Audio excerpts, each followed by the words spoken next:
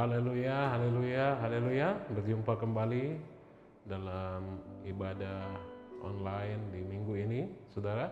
Sebelum kita mulai, saya undang Bapak Ibu sekalian untuk kita berdoa, kita minta tuntunan Tuhan. Terima kasih Bapak di surga, Engkau yang mengundang kami untuk kami boleh berjumpa bersama dengan Engkau melalui tayangan ini, ibadah ini pada minggu ini. Tuhan yang sendiri yang berperkara, beracara bagi setiap kami mengucap syukur atas hadirat Tuhan atas hidup kami, atas undangan Tuhan untuk kami boleh mendengarkan apa yang Tuhan ingin sampaikan bagi setiap kami. Oleh karena itu berbicara Tuhan bagi setiap kami, sampaikan isi hatimu, dan Engkau boleh mengurapi hamba-Mu yang tidak ada apa-apa ini, supaya boleh menyampaikan kebenaran firman Tuhan, sehingga apa yang kami dengar bukan saja suatu kabar baik, tapi suatu urapan Tuhan, kuasa daripada Tuhan, bukan saja suatu pengetahuan, tapi suatu perkataan yang membawa kuasa, membawa perubahan dalam hidup kami. Oleh karena itu kami serahkan ibadah ini ke dalam tangan-Mu. Biarlah Engkau yang berkata-kata bagi setiap kami, Engkau yang mengurapi setiap kami, dan kami seperti Maria dari Betani, kami mau duduk diam dengar Tuhan, yang siap dengarkan firman Tuhan dan diberkati oleh kebenaran firman Tuhan. Sama-sama dengan saya katakan amin. Haleluya. Saudara diberkati, shalom.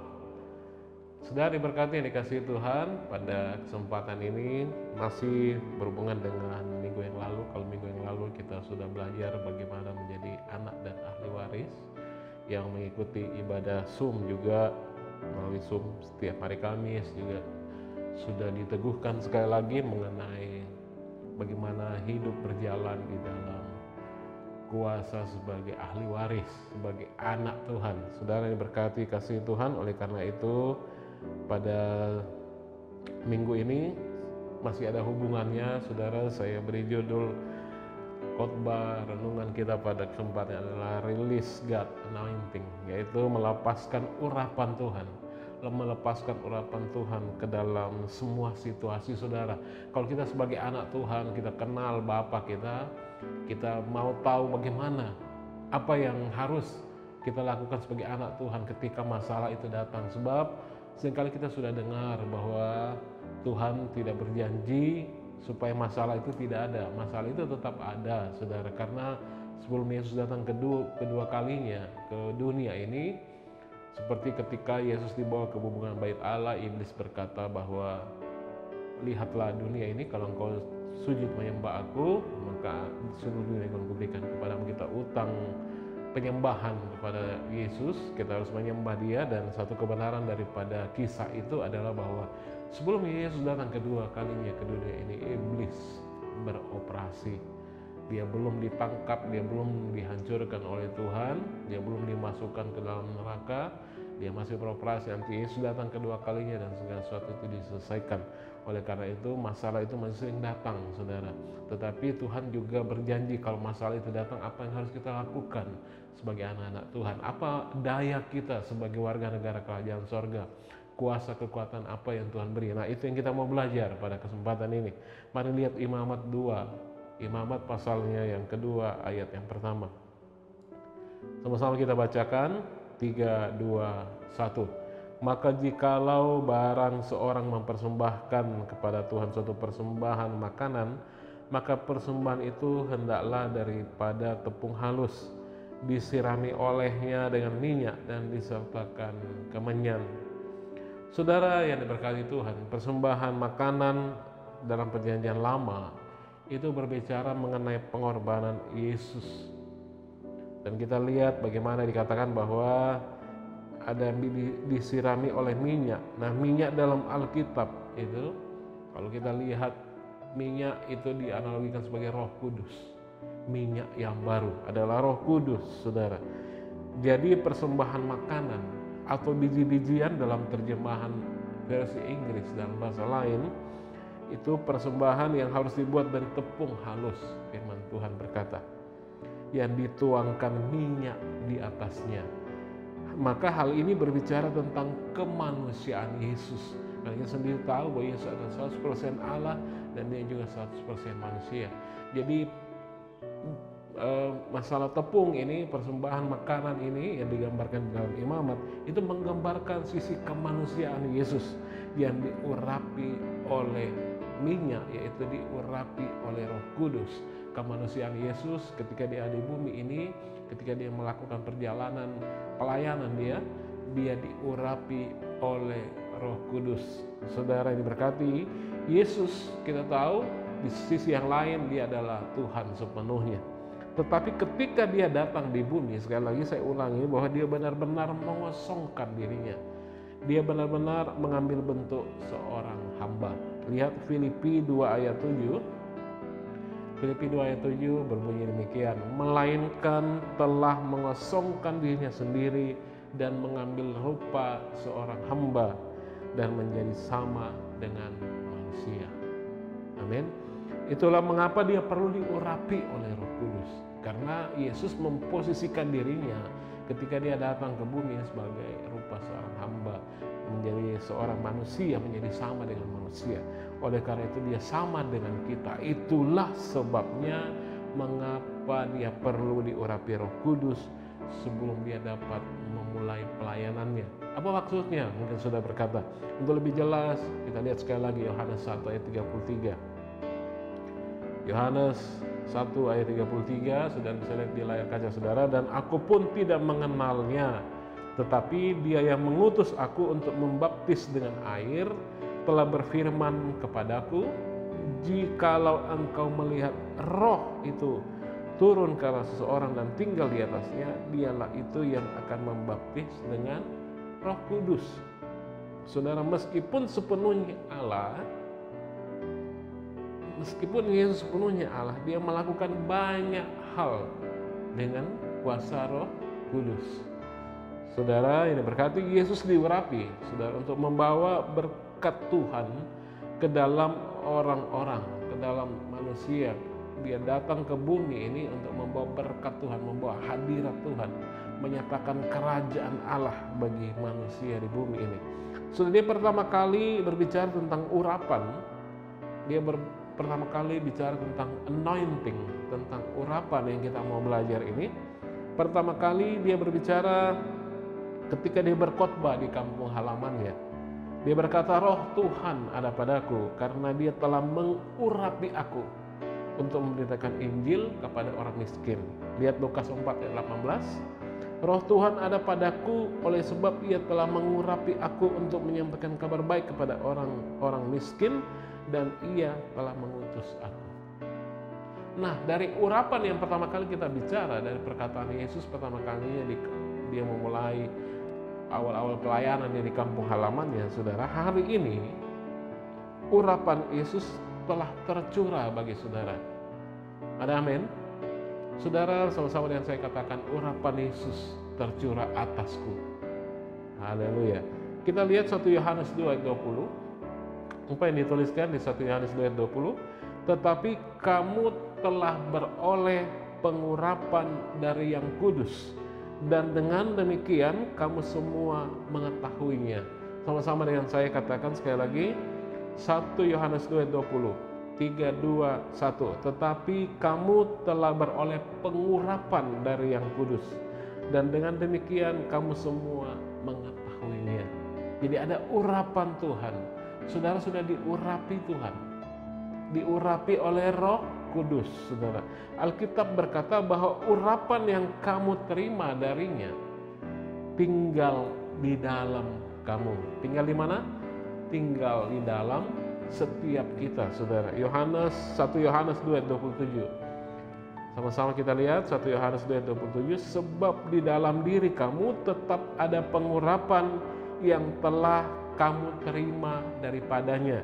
Karena itu tidak perlu kamu diajar oleh orang lain, tetapi sebagaimana pengurapannya mengajar kamu tentang segala sesuatu, dan pengajarannya itu benar, tidak dusta, dan sebagaimana ia dahulu telah mengajar kamu, demikianlah hendaknya kamu tetap tinggal di dalam Dia. Saudara, garis bawahi, sebab di dalam diri kamu tetap ada pengurapan yang telah kamu terima daripadanya. Jadi urapan itu tinggal di dalam kamu.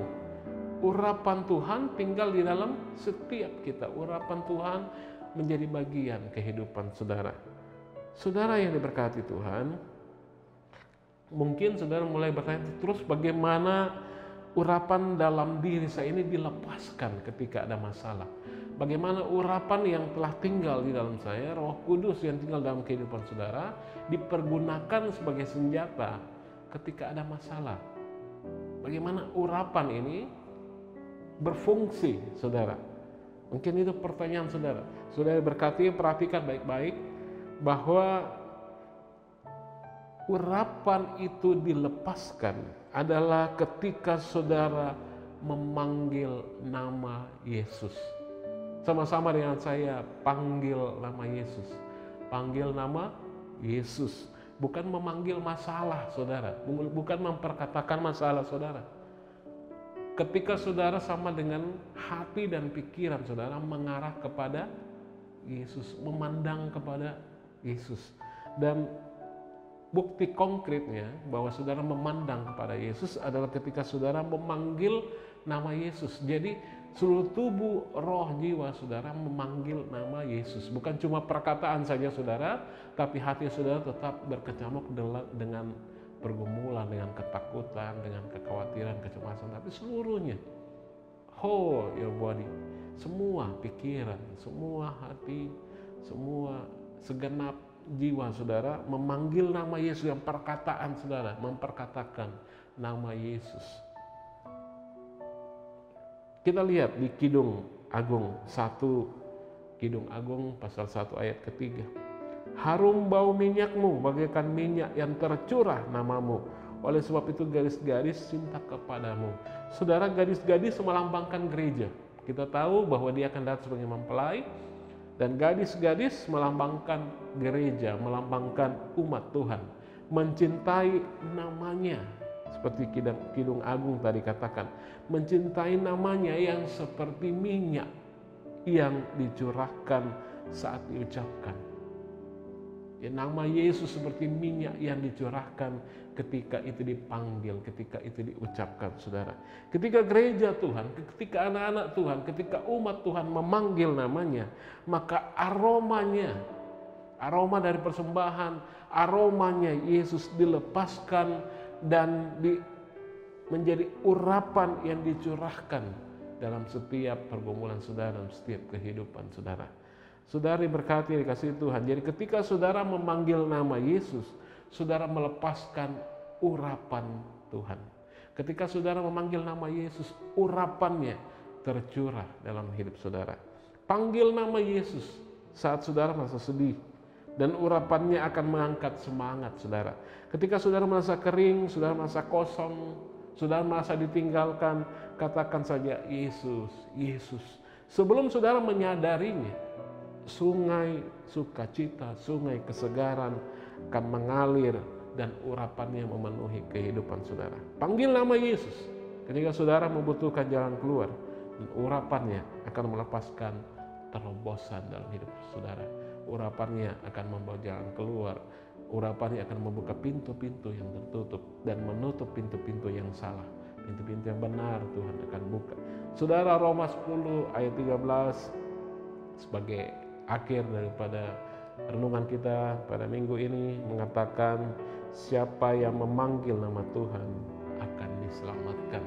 Saudara, jadi panggillah nama Yesus dan saksikan, lihat urapannya, melepaskan, mendatangkan pembebasan, mendatangkan penyembuhan, membawa perlindungan dan penyediaan, membawa masa depan bagi saudara, dan membuat saudara utuh, membuat saudara aman, membuat saudara merasa tenang, karena pengharapan yang kuat adalah sauh yang aman dan kuat di dalam Tuhan Yesus. Saudara yang diberkati, setelah mendengarkan saya akhiri renungan ini, dan saya undang saudara untuk berdoa, meminta kekuatan daripada Tuhan supaya apa yang disampaikan, kebenaran firman Tuhan yang menjadi sauh yang kuat bagi setiap kita. Terima kasih Tuhan Yesus, Engkau sudah menyampaikan kebenaran firman-Mu untuk menguatkan, meneguhkan kami, sehingga urapan yang Tuhan taruh bagi setiap kami, Roh Kudus yang bekerja bagi setiap kami, Kami tahu Tuhan mendatangkan kebaikan bagi kami dengan cara memperkatakan nama Yesus, percaya memandang sepenuhnya kepada Yesus, dan sebagai tindakan konkretnya adalah memperkatakan nama-Mu. Terima kasih Tuhan. Firman Tuhan berkata, siapa yang panggil nama Yesus akan melihat pertolongan, siapa yang panggil nama Yesus akan lihat mujizat. Oleh karena itu Tuhan, untuk setiap masalah kami, nama Yesus berdaulat sepenuhnya. Kami mau melihat Engkau dan Engkau bertahta bagi setiap kami. Tidak ada lagi kekhawatiran, kecemasan bagi setiap anak-anak Tuhan, sebab kami semua dikuatkan oleh nama Yesus. Seperti firman Tuhan berkata, segala kuasa tunduk di dalam nama Yesus. Oleh karena itu setiap anak-anak Tuhan menyaksikan ibadah online kapanpun mereka menyaksikan itu, ketika mereka panggil nama Yesus, maka yang sakit disembuhkan, yang berdemam berat Tuhan beri kelegaan, yang tertindas Tuhan beri kelepasan, yang terikat Tuhan yang lepaskan oleh kuasa nama Tuhan Yesus, yang butuh pertolongan akan menerima pertolongan Tuhan di dalam nama Tuhan Yesus. Dan pada akhirnya Tuhan, kami berdoa bagi bangsa negara kami.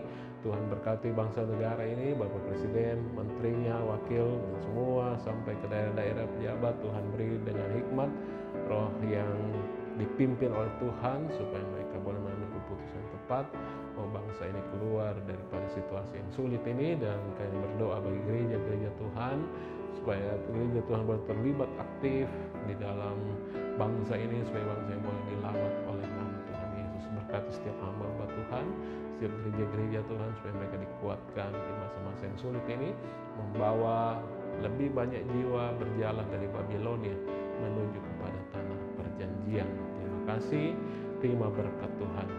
Tuhan memberkati, Tuhan mengurapi, nama Tuhan ada atas kehidupan saudara. Yesus sendiri yang bangkit dari antara orang mati dan memberikan kita kebenaran, sehingga berkat ada di atas kepala orang benar. Karena Roh Kudus bekerja bagi setiap kita. Yang terima berkat Tuhan, terima urapan Tuhan, sama-sama dengan saya katakan, amin, amin, haleluya. Terima kasih sudah menyaksikan tayangan ini. Tuhan berkati saudara. Kalau saudara merasa terberkati, boleh bagikan link ini, boleh share kepada teman-teman yang lain. Saudara boleh tinggalkan komen, saudara boleh like, dan jangan lupa subscribe. Saya Pisandai, sampai jumpa minggu yang akan datang. Tuhan berkati saudara.